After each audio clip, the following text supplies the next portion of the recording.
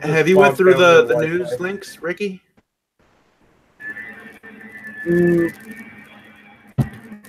I did. I'll take that silence as a no.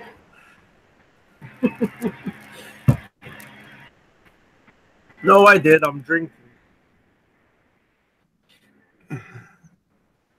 Hello? Oh, okay. I can hear you. I can also hear all that hair. Oh, God, it's like a hair dryer. Yeah, okay, hold on. I'm going to try to see if I can move my laptop so it's not as loud. So, it's okay, Ricky. It only happens when you talk. Not if we're doing a podcast or anything. Yeah, it's probably... It's wherever you moved it right there, using Ricky. Yeah, that's whatever you just did. It's much better. Yeah. Okay. All right. That's good. Yeah, I thought you were going to say it's worse. Get back. No. It's better. That's good. Okay. I can still hear it. It's just not the horrible, not as bad gnashing sound of 12 fans in my ear. Yeah. All right. Let's get started. Yeah. So you said you did go through the news links, right? Mm-hmm. Okay. And we'll get started. All right. We'll just keep saying that word the whole freaking show. We're ready to go. It's only 12:30. We were supposed to start half an hour ago, but somebody had to use Linux for the freaking podcast. As we all know on the Linux cast, Linux sucks. Actually, that's not true.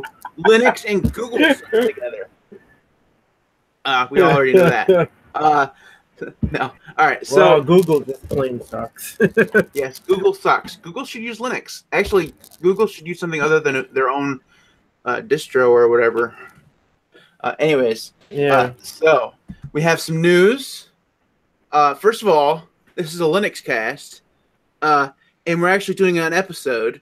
It's the first one of 2018, and it's only March. Woo!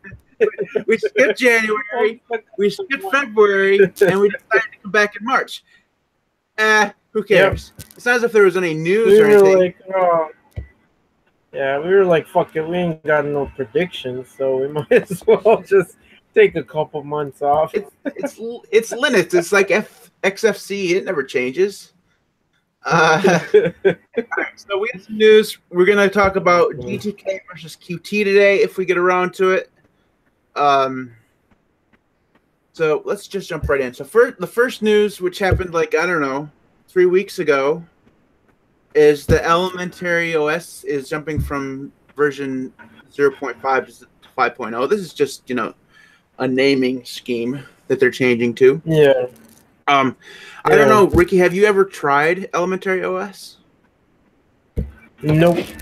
So, is it kind of one of the smaller distros like Arch? No, it's one of the most popular nowadays. Really? Yeah, let's see where Elementary OS is on DistroWatch. Yeah. Okay, because you know my thing. I plan to reload my laptop. Elementary is number 7. Oh, okay. I'm surprised. So where have you been, Ricky? Well, times. How does Debian compare? Oh yeah, you really want me, keep that window open? Why would you want me to do that? Close these things, man. Debian is number 3. So it's Mint Manjaro, which is hilarious. Debian, Ubuntu, Solus, Antergos, Elementary, Fedora, TrueOS, OpenSUSE, and is the top 10. The ones that surprised me are Manjaro is number 2. Manjaro is number 2. What the hell? Manjaro is kind of terrible. I mean, at least on my computer, I can't get Manjaro to work anymore. It's just so totally buggy. And you know how I love Arch. But just regularly installing Arch or using Antergos tends to work a little bit better for me, but it hasn't, even recently on this older computer, just hasn't been working. So I've been using KDE Neon, and we'll talk about that later. So wait a minute, you're on Mint now, right? You're using Mint. Well, I mean, I still want to run Debian. I still want to run Debian, but like, what the fuck is up with their installation, man? I couldn't get that shit. I was like, oh, fuck this. Yeah, it's about. I got it onto a USB key, and I got it to. I booted from it, and that's about as far as I got. So it was a little disappointing. Wow, I couldn't even get that far because I had like where I went. I couldn't figure out where you were pointing me to. Where I went, it had like 3 ISOs. And they were like disk 1, 2, 3. I was like, I'm not gonna make 3 CD keys. I was like, okay, fuck this. I'll just go with Mint. It's a lot easier. I'm kind of glad I did. So, what desktop are you using from Mint? Cinnamon. Mm. Yeah, I went with I like Cinnamon. Obviously, I'm a big fan of Mate. I on my computer right now, I'm using KD Neon for the main partition, and then I have Ubuntu Mate on the other side. And Ubuntu Mate is the one that I know will always work. So those are what I'm using. I don't know. I think the I think the Mate that I just ran, it was nice. It was stable, and I didn't have any problems with my screen or anything. But it was like slow as shit, man. That thing was like using wet dog shit. It's like I think it's the user. I'm pretty sure that it's the user. Right? We can just blame you because nobody else has any problems. And it was hard for me to install a lot of stuff, which is pretty much why I left it. Which is weird because it's just Ubuntu, right? But I mean, with Mint, like I've got Sublime installed, like Terminator Desktop. Like I just type the shit in and it pops up. Like I tried to install Sublime on Mate and it was like a pain in the ass. That's weird because I don't have any problems with it. Yeah, because I'm doing the Python programming course. Yeah, I wanted to get Sublime. Just to use that as an IDE, and oh fuck, it was so hard to get it. I was like, okay, forget this. I'm not even gonna bother. But anyway, I've been having some problems on KDE Neon getting some of the stuff to install in the command line. But then in KDE Neon it uses Discover, which is like KDE's default GUI package manager, and Discover is terrible. I mean, it's probably the worst GUI package management system out there. So I installed Synaptic. I also installed one of the other ones and gave it a try. But apparently installing multiple GUI package managers, like, it's a really bad idea. Because they all manage them slightly differently. Why. So that was an experiment that didn't go well. But anything's better than Discover because Discover was just bad. It's about the only thing I dislike about KDE Neon right now. All right, so we didn't even really talk about the Elementary OS. So you have never used Elementary OS before, Ricky? No. See, no. I think I've heard of it, but like for me, with Linux, I only know about the big boys like Mint, Debian, Sushi, Ubuntu. First of all, can we just correct your pronunciation of sushi, man? This is not fish. It's Sousa. Open Sousa. Come on. I'm a noob and I know that. Ricky, you're fired. It's sushi because sushi tastes so good. First of all, gross. I mean, cook your fish, man. Cook your fish. All right. Anyways, Elementary OS looks like Mac, so I thought maybe you would try it, but apparently not. Eat raw fish. I don't know. I might give it a try. It's based on Ubuntu, but they have, from what little bit I tried it, is they seem to have the apt system from the terminal like disabled, so you can't install from PPAs. So you have to use their you have to either use their GUI, which is or you have to go through and install. You have to do some tweaks in order to get to install from the PPA the repositories. So that turned me off like right away. I do almost all my installing nowadays through the command line, unless I'm using Arch, and then I use PacMac. So all right, so let's move on to the next one. We'll see how Mint goes for me because I'm loving it right now. So we'll see how that goes, and then if it fails on me, I might try out the Elementary. See, I'll probably try Mint again when it goes to version 19. Which should be in April or May. Should be nice. Yeah. All right. So the next one we're going to talk about is Ubuntu's adding a minimal install option. Yeah. So basically, there'll be an option when you install Ubuntu to just install the basics. So a web browser, the file management system, the document and image viewers, but you won't get things like Thunderbird. You won't get things like Rhythmbox. You won't get LibreOffice. What's interesting about it is they're not doing it like you'd think they would do it, because the ISO is still going to remain the big 2 GB ISO.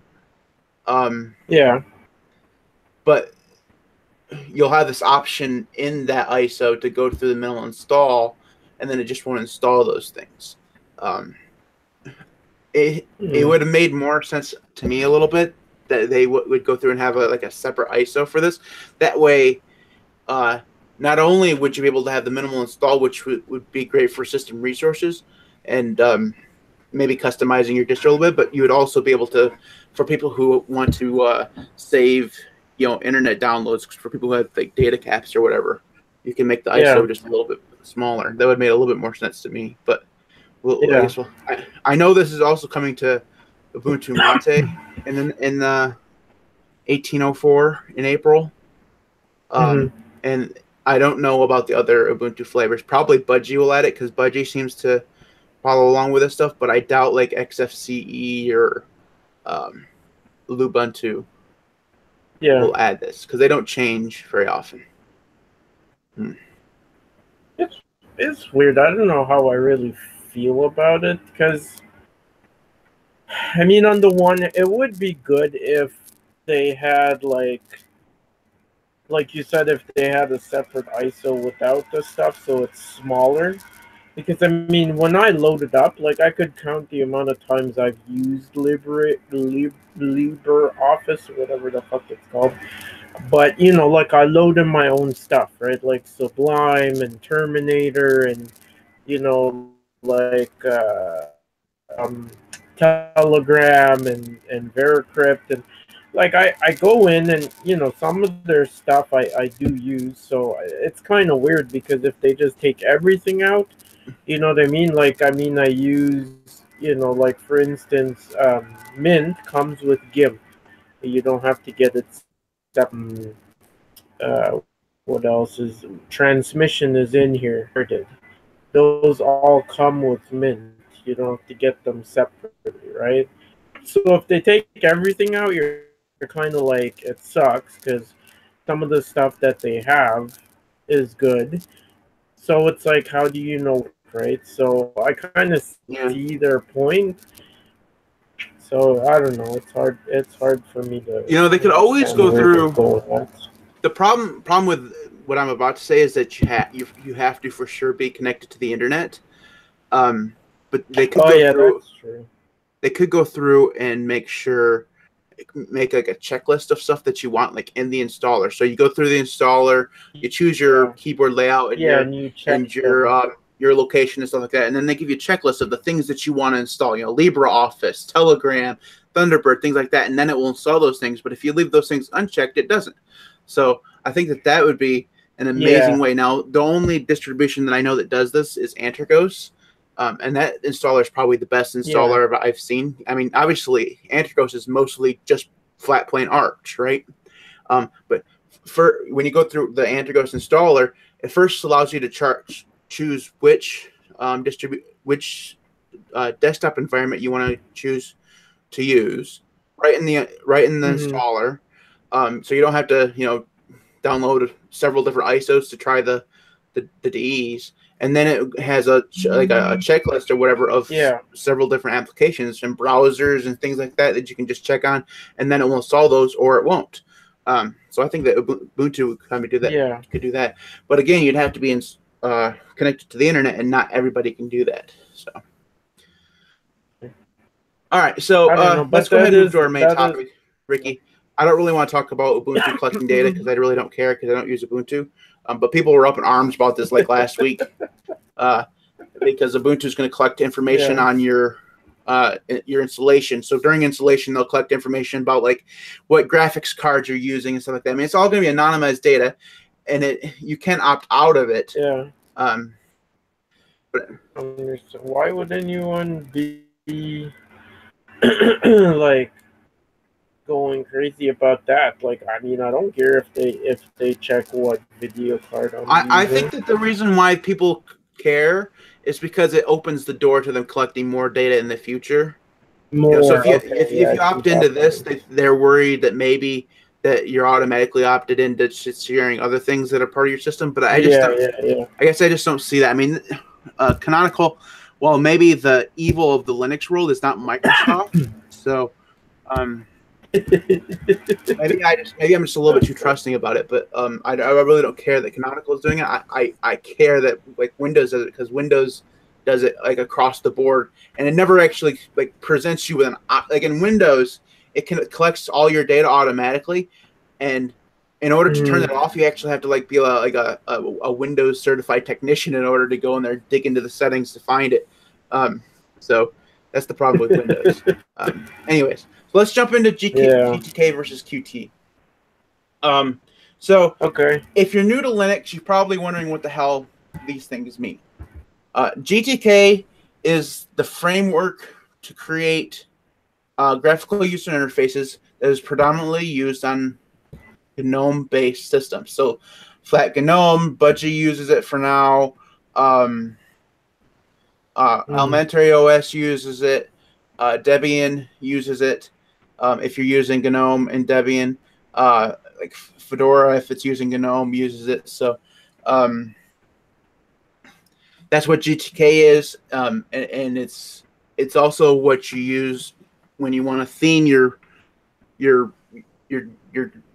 Linux desktop environment. If you're using a GTK based desktop environment, then you're using GTK based themes.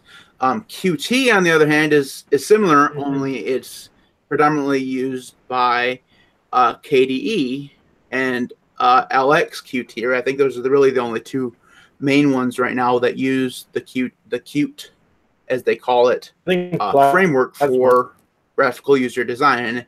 And you can kind of tell the difference between the two if you've used several different desktop environments, because they do look different. They do cause the system to theme itself differently. If you use KDE, you can see that it has a certain way about theming the system, where compared to the way GTK does, because there's some things that GTK won't theme at all. There's some things that QT won't theme at all, and that's usually because it uses the opposing framework. So basically, that's what these things are. And I mean, we're asking the question, which is better? And I'm kind of up in the air on which one's better, because, as you know, Ricky, I'm a KDE fanboy. I love KDE because of the customization. But I think that GTK does theming of applications better, simply because there's more themes out there.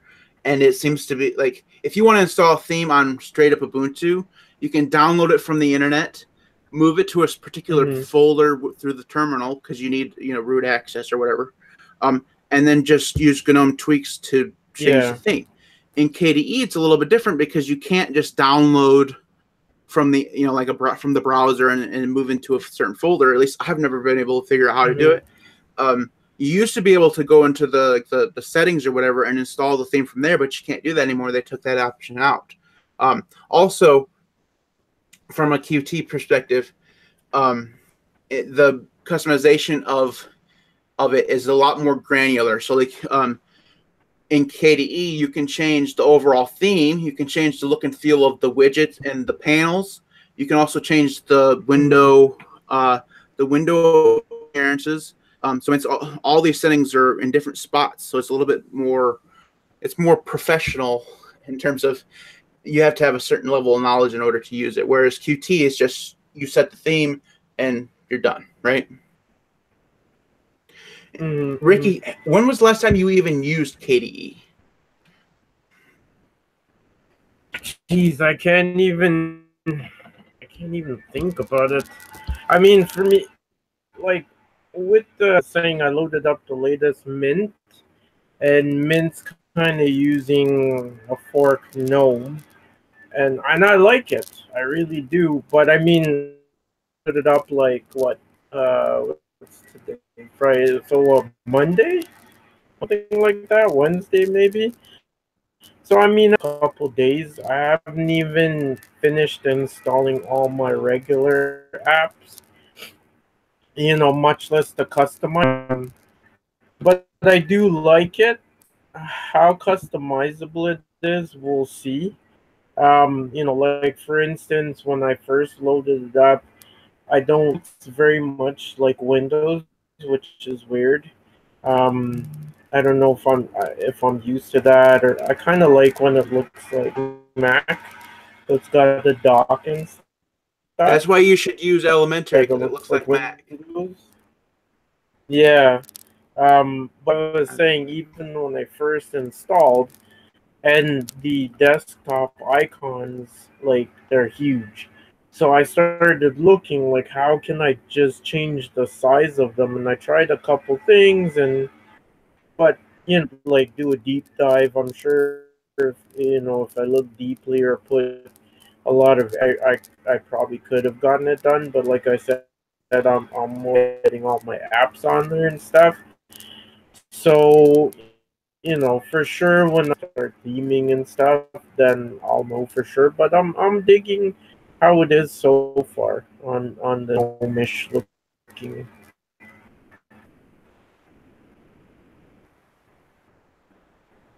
Yeah. Well, I mean, the thing about Cinnamon is that it's. Yeah. I was there with you. I was. You're a little bit delayed.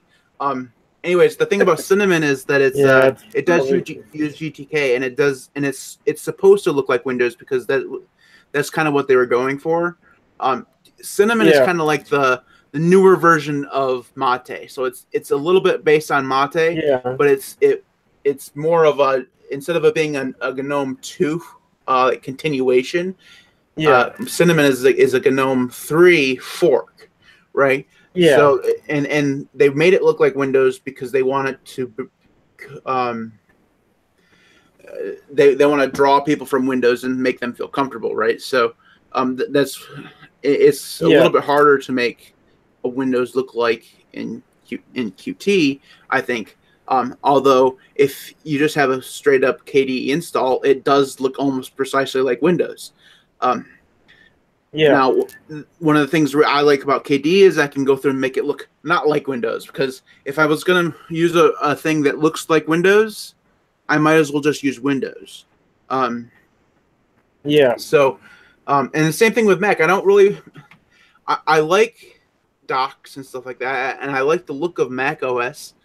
But if I was going to use something that looks like Mac OS, then I might as well just use Mac OS. I want to use something that I think that's one of the biggest things that I have a problem with is Linux, is that they don't have a look. You know what I mean? Like it's great that you can customize Linux. I love the customization of Linux, and that's one of the reasons why I love KDE, is because there's just so much customization. But out of the box, if you go through and you install Ubuntu, or if you install,